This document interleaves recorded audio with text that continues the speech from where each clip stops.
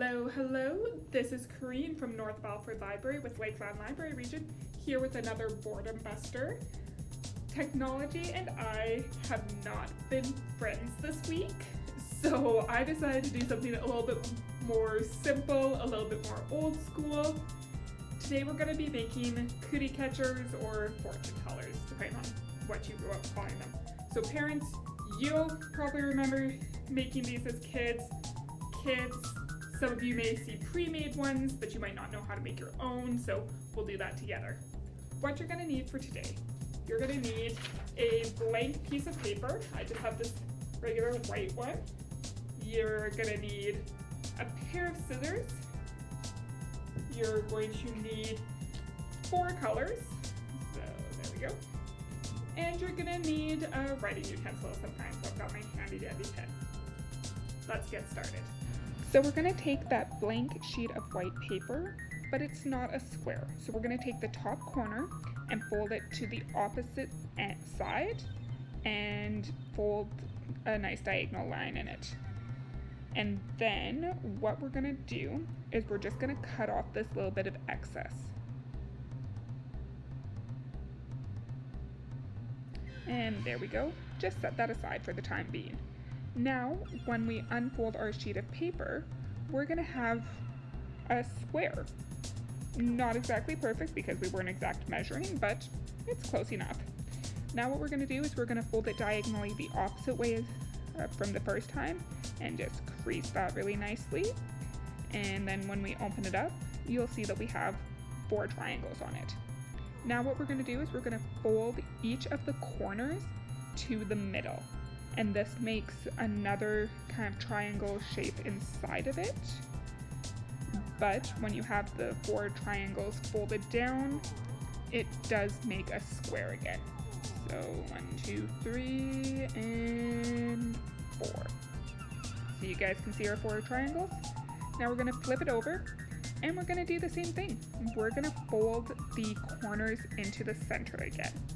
This one is a little bit harder. It's not as easy to get the lines as creased and crisp and as nice, but with a little bit of patience and practice, you can do it too.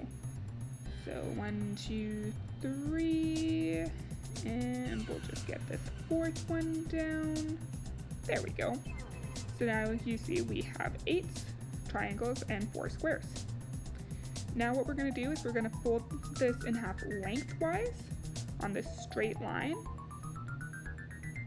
and do that again. That just makes it easier to actually work the thing. So now we're going to put our fingers into those corners with the squares on the outside. And with that you have a cootie catcher. Nom nom nom nom nom. Alright, now we have to actually decorate this. So I'm going to decorate this in the way of making a fortune teller, but there are other ways that you can do this too. So I'm going to take 4 colors and color in the outer squares. And this isn't the neatest of jobs because I was just doing this quick as an example.